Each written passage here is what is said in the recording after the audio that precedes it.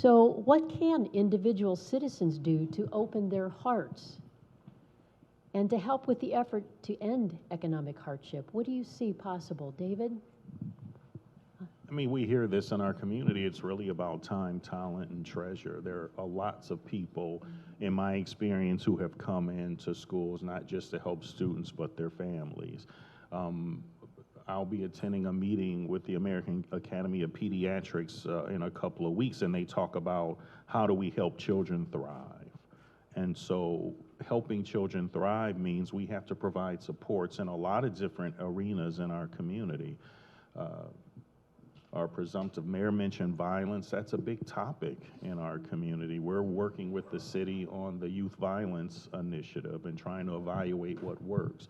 But all of these things need support. And the money's important, but it's also the knowledge that each of us can bring to the table, you know, to open up our hearts and contribute that knowledge to solving, you know, these problems that we face or these challenges that we face.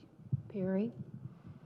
Always, to David's point, I always think that money, you need money, but more than the money is no good if we don't have the people to guide it. The money won't serve the purpose. So therefore we need the talents and the gifts of people to work together in that partnership to make a difference. And I think that's what's really missing, because we can't stand alone to make change. And we have to realize, we have to walk. We see that O&M have 2,000 volunteers. Why don't they have 3,000? Okay, to make a change. They want to do a round table and see what the problem is and what the people need in the community. How are we going to walk alongside of them and be a part of that? And I think that's where we're at with it. Thank you. Shamus? Well, I don't know that I have much more to say than Perry just said. I think I'm one of the more competitive people in the room, but it's exactly that point, right? If we go 10 yards, let's go 15, let's go 20, let's get all the way down the field. And, you know, there's so many ways to volunteer in this community, right? First Serve was on Sunday. Mountain of Food is all the time. We could go on and on and on. There's so many ways to help young people in the schools. I want us to see us build a strategy that's a little bit more connected and coordinated between all of those entities. But it challenge everybody, all of us, myself included. Let's just keep leaning in further. If we're helping with 1 hour, let's try to help with 2 or with 3, and let's bring other people into it. And particularly, I really appreciate the other point, which is how do we pull that leadership out of young people?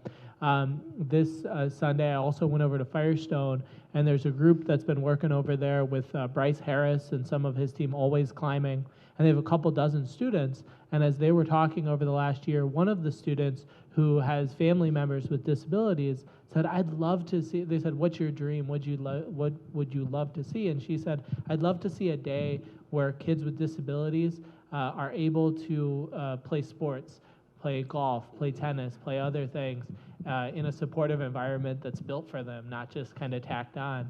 And so all of these students spent 6 months building out this whole day, and they had the track station and the tennis station and all these different stations, and everybody helped out. Akron Children's helped out. Everybody helped out. But it was so cool to watch these kids. I mean, it was so funny. I'm sorry, I'm going on and on, but okay. You know, there were a bunch of families that were scheduled, and then the ones who didn't show up at registration, they had the students call through. And I said, I mean, this is, the students now are like learning project management skills and learning all these skills. I did not know when I was a Firestone student. So it's, I mean, we have that energy all across our district, all across our community. How do we bring it out of those kids? Thank you. Donna? I think there's lots of opportunities to make a difference. You know, everybody has, it's unfortunate that everybody is busy. Everybody has their own thing going on. They kind of think more solo, you know, more siloed.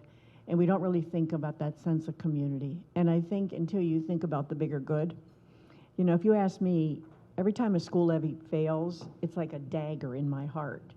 We should support our schools regardless. I've never had children. I have never voted against a school levy.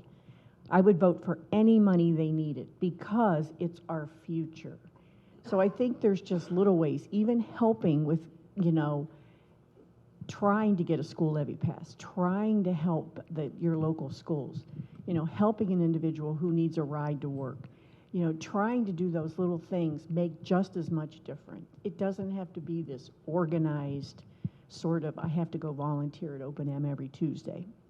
You can do little things every day and to help somebody that makes a huge difference.